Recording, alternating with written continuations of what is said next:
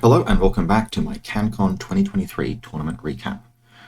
If you've seen the previous three videos, you'll know that we're currently 3-0 on all majors heading into day 2 of the event, and we're about to play round 4 Supremacy against our second vanilla Aleph player, Jordan Altamari. Now, before we go any further, I actually want to say a really big thanks to Jordan. For those who aren't familiar with how CanCon operates, we have basically a social event the evening between the 2 days. We all kind of just mailed up to the George Harcourt Inn, had a feed, had a drink, hang out. It was super, super good energy. Mad props in particular to Chris Johnson for organising all of that. Historically, I have a pretty bad time with anxiety at events like these. Not like raging anxiety, but competitive tension. My brain has a hard time turning off, sleep between days kind of sucks. At the last CanCon I went to, which is back in 2020 before, the everything, I managed about 4 hours of sleep in 3 days, which sucked a prodigious amount of ass. By comparison, I had a fairly good time. I had a really good time. Frankly, the games were excellent this weekend. And it was during this catch-up that I had a chance to catch up with Jordan. And we just had a chat. We talked about our games so far, and I had just a really good time talking to him. And that mattered hugely because it meant that when I went home, having had my feed and my drink, I was really looking forward to a game the next day. I wasn't worried. I wasn't concerned I'd be playing against someone who didn't have any chill. I knew I'd be going into a game with a super cool guy who I'd have a good time with and would be a really interesting game. And that makes such a fucking difference. I managed something like 6 hours of sleep, which by standards of CanCon is fantastic. So big thanks to Chris Johnson for organising that social evening, and big thanks to everyone for being fucking legends, and big thanks in Jordan to particular for taking some time to have a chat about how our games have been going, what we were playing, what was interesting, what was different, what was working. As a reminder, this is the list I will be playing. We've talked about it several times now. It's Tohaa. Tohaa in Supremacy is a totally serviceable faction because you're running these link teams. They can move up the table efficiently. You can put points in places where points need to be efficiently. Are they the best faction into Aleph? It's a fairly even fight. Much like Steel Phalanx, the game can be very much balanced on a razor's edge, where you have these triads, they have extremely powerful, independent individual elements. I actually knew, because we'd spoken about it, that Jordan wasn't running a Marut, but that gave me no solace because the absence of a Marut simply means that your opponent has more space for those really, really good 30 to 40 point Aleph pieces that taking a Marut will usually displace 2 or even 3 of. So I was reasonably comfortable in the performance of my list. Jordan has been kind enough to send me through both of the lists that he was playing, and I wanted to show them off. So this is the list that he played against me. And you can see, if you compare this to the list, for example, that Dion played in the last round, you can see the difference just in terms of weight that not having a Marut gives you. There are a lot of very dangerous pieces at play here. Machaon, Uteros, the full proxy suite, and Penthesilia and Atlanta can all be fit in this list because there's no 99-point Marut bogging things down. Now, the Marut is an incredibly powerful piece, was the most powerful tag at the weekend as far as I know for a reason. But this is a showcase in what you can do when you split the Marut up into multiple different elements. Dion had Atlanta, but Dion didn't have as many posthumans. He didn't have Uteros in particular, which against Tohaa is very useful. Dion's list didn't have a Libertos, and Libertos are really, really good. Dion's list couldn't afford a motorized bounty hunter, stuff like that, right? You make sacrifices to get such a powerful tag, and this list, although it doesn't have that single individual power piece, it has plenty of gunfighting, plenty of strength, plenty of close assault. It has so Uteros alone, right, makes some of the order difference because he's an NCO and a specialist with 6-2 move and structure and Eclipse grenades and a Mark 12 with Mimetism 6. Now, he's not linkable, so you can't overcome the Impetuous, but on the other hand, he's Impetuous, which is free orders. Uteros is next to Hippolyta as one of the most terrifying 40-point missiles in the game, and I think in a vacuum you would usually take him because 1, he's an NCO, and 2, he's a specialist. I really like this list. I know that Jordan is working on some updates and revisions to it, and one of the big changes he's thinking about making is switching that Dakini out, finding a point and switching that Dakini out for a Daleth rebot. And in this season, I think that makes a lot of sense. The Daleth, yes, it doesn't have the paramedic specialist bonus for cryogenics or supplies, but it has tack aware. It's a forward observer remote in this meta. The other change that he's probably going to make is that this 12-point bounty hunter, which is present because it is the cheapest order you can get after you've taken all of your laments and all of your Netrods and your probot, is going to exchange itself for the 12-point Ram Racer, which when you apply that, especially to a Daleth robot, gives it +1 whip, +1 damage, +3 BTS, and those are all super valuable things. I would take a Whip 14 Generalist Specialist over a Paramedic, obviously, in many scenarios. So this list is super good. Also, notable shout out to the fucking Proxy Mark IV, comfortably one of my most hated pieces in the game. The thing costs 21 points, but has armor 5, 2 wounds, and fires a rocket launcher, which kills things. I have had traumatic stress responses to the proxy ever since playing against it. I think Ryan Kirby playing it and recovering it fully back up with, what's her name, Dr. 2 Wound, Aristea character. So yes, horrific. We will take a quick look at the second list that Jordan was playing. Obviously, he didn't play it. It was just something it was one of the lists that he used over the course of the 2 days, which I also know happened to work very well. So I'll just leave this up on screen for a hot minute, but this is basically an Achilles will kill you list. It has, again, a lot of the same pieces, and if we compare, right, like if you cut the Marut and you put in Achilles, you have 33 points left still to put into, and half an SWC to put into big significant things. Which gets you, an extra post-human. Maybe it affords you Penthesilea when you wouldn't. I think in this list, what it's effectively paying for is something like a post-human and a Libertos and a Probot. Or the Daleth, for example. Like, it's a lot of material that you get by not taking the Marut. Again, the Marut is incredible, but there are a lot of incredible things in Aleph. I am kind of glad I didn't have to play into this. I know how I would deal with it. I would deal with it basically by running after and trying to erase Achilles and the Shukra. But even then, like, this is a strong list. Uteros was probably the right call against Tohaa, and he was a pain for me to deal with. But this is just another bit of a showcase of, like, things that you can and should do with Aleph, rather than just taking a Maroon in every single list. Super strong list. So, we rolled off, and for the first and only time over the weekend, I won the Lieutenant role. And was immediately faced with a very difficult decision, because Supremacy is just about the only unequivocal good to go second scenario across the entire day. For every other scenario we were playing, there is some argument for first, some argument for second, sometimes it's stronger in one case, sometimes it's stronger in others, but you can play kind of both ways. Supremacy going first is a significant challenge. It's totally playable, requires a lot of aggression, but it is difficult, because the scoring is end of every round rather than end of the game. But I was playing against Aleph. And I have kind of a rule of thumb that has served me very well, which is that if I win the roll, and I respect my opponent, and I think they can deliver a knockout blow to me in the first turn, even if I am, for example, playing Tohaa, just go first. Just get the first punch in, survive, do not die to an alpha. And sometimes that just means being the one who delivers the alpha. And based on my conversations last night, and the army that Jordan was playing, it was really, really close, but ultimately I was not willing to entertain the risk of having him, in his words, unga bunga across the table and put me in the dirt.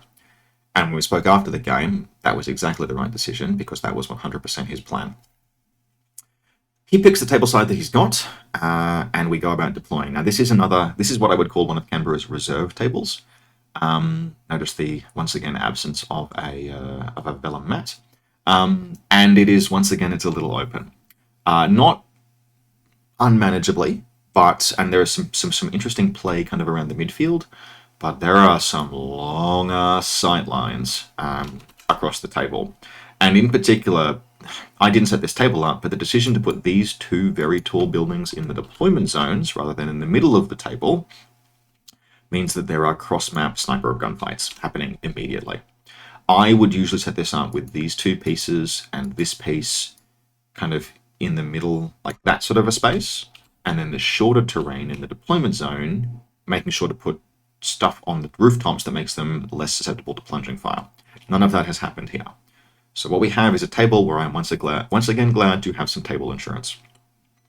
Jordan's picked the side that will enable him to safely deploy Netrods, and if you actually look, you can see there's a little building here that's going to end up with Netrods behind it, for example, and they're going to be basically safe for the entire game. I have, in no particular order, I have my sniper team hanging out kind of here with 2 of them on the rooftop. The plan is to spend at least 1 order on them in the first turn to crawl the 28-point chain of command forward into this zone. The nickel is here, which has a number of really good fire lanes. So it's got this fire lane down here, it's got this fire lane across here, and it's got this fire lane through this door. It can't see through these. These are solid, by the way. These barricades are totally solid. Ignore the fact that they have windows in them. It can't see here or here, but it still has some capacity to pinch off this approach. This photo, by the way, was taken partway through the first turn.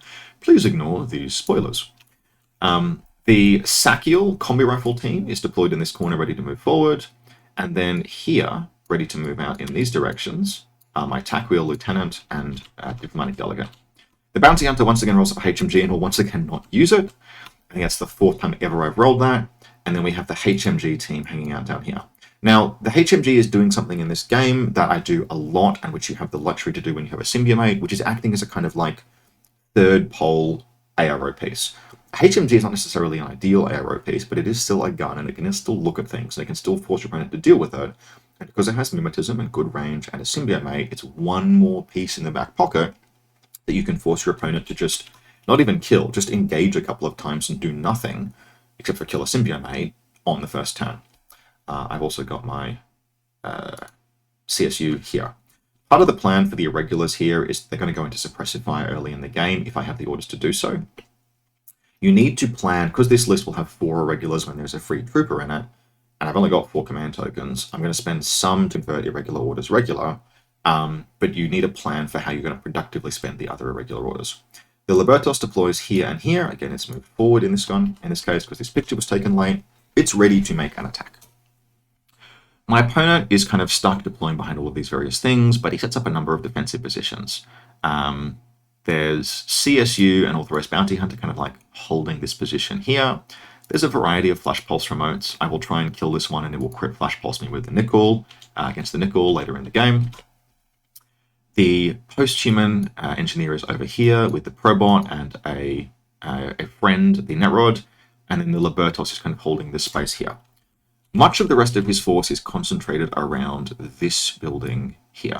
There's a Dakini paramedic watching the corner, just sort of holding this space. And then the rooftop will have, after reserves, Macaon, the Post-Human, and Atlanta. You can't quite see her in this picture, but Atlanta is going to be looked all the way back there for absolute maximum distance from all things, kind of overwatching the Post-Human. I go into my first turn and I have to kind of like figure out what I'm going to do. And I make the decision that whatever it is I do, this rooftop has to be solved. Not only does it have the Post-Human and Atlanta, but it also has my opponent's lieutenant on it. And it represents functionally the strongest point that he has, but also a point that if I can crack, I can do damage to. Oh, not mentioned, Penthesilia is down here and Uteros is down here somewhere. They will play no part in the first turn, but will be very active later on. I could choose to engage this directly. I could roll up with a HMG, which would be in terrible range, or a sniper, which would be fine, and I could just gunfight these things until I lost and died. I didn't really want to do that. So instead, I did what I will do a lot with this list, which is open the turn with the prodigious utility offered by the tack wheel. So we can see in this photo where it is. And what it has done on the first turn, right, this is actually taken at the beginning of the Jordan's first turn, is it's moved up to here, and it's popped smoke into this area. Through a wall, 8 inches away, nothing else in the game can do that. And it has immediately, took 3 orders to do, but it has 2 for free. It has immediately opened up the path for this link team to just straight line move around to here. They get in under the building and they're good to go. I actually have them a call, throw smoke through this gap to there, and then they're in.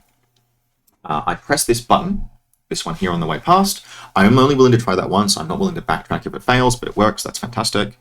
And then we launch our assault on this building. Now, the viral combi actually loses a face-to-face or with a Dakini and takes a wound. So I send them a call forward and burn it down and survive the rejoinder. The McCall idea is I can paramedic it if it fails because it's Vis 13. And on the way through, we also use the Symbio Bomb to erase a Macaon. And that's a big deal. I have to avoid giving him a free reset, which I'm able to do by moving into it. Like I move into and out of his zone of control in the order that spends the bomb. and then we're through, and it gets him. 2013's double action does the trick. Now, Aleph are not hugely susceptible to loss of lieutenant, and we'll see what happens in very short order, but it does nevertheless have, that's still very useful to do. And we get to this doorway, we take the elevator up, and here we can see the McCall.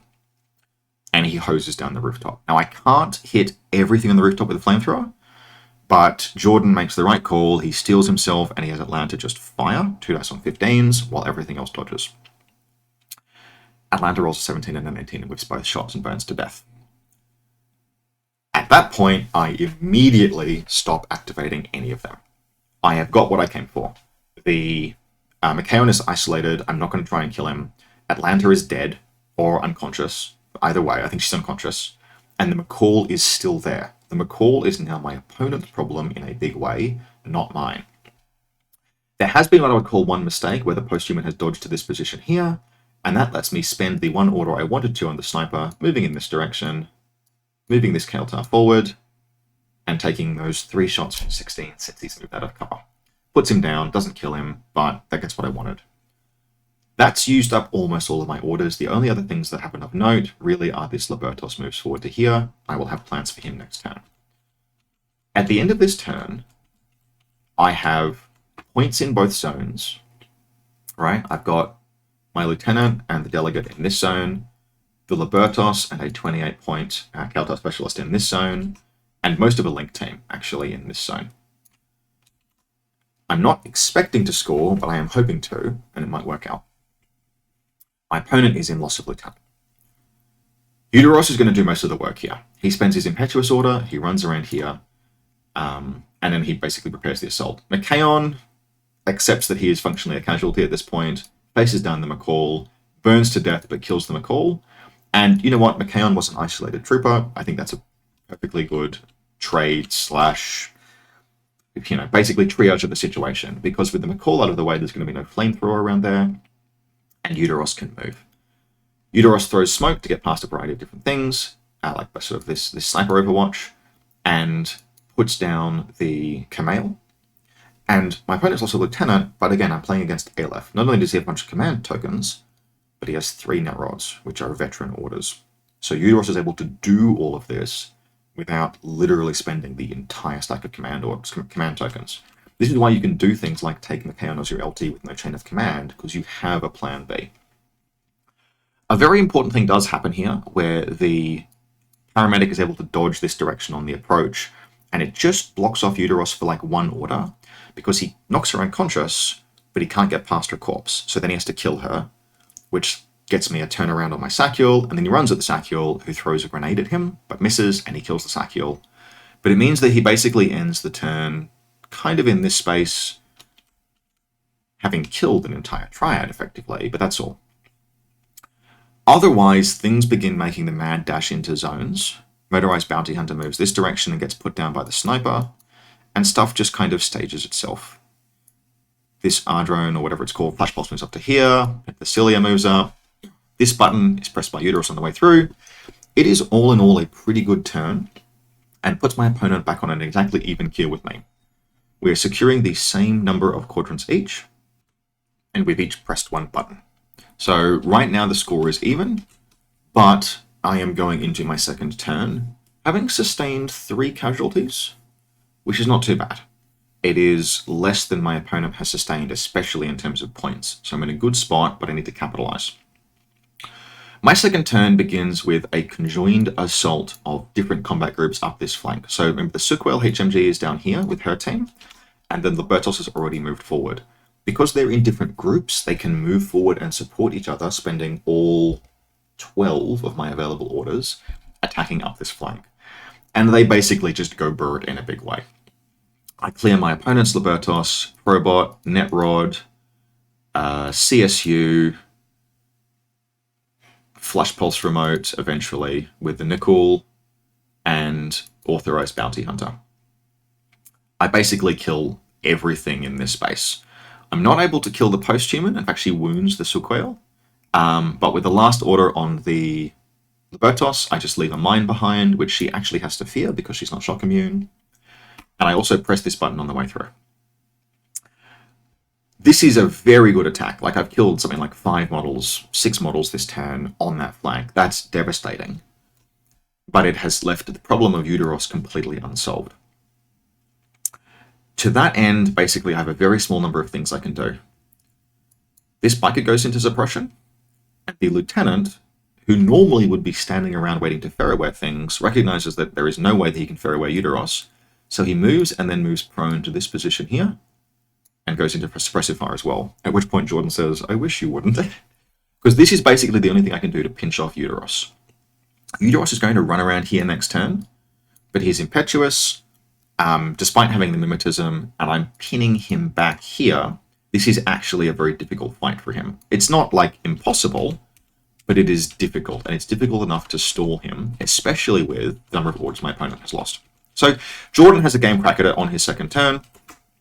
Uteros basically makes his way around here, gets wounded, makes his way around here, moves up, presses the button after like 2 goes, but just does not have enough smoke to come, like doesn't have enough time or smoke to come around and kill the lieutenant. There's just not enough orders left because the damage has been too high.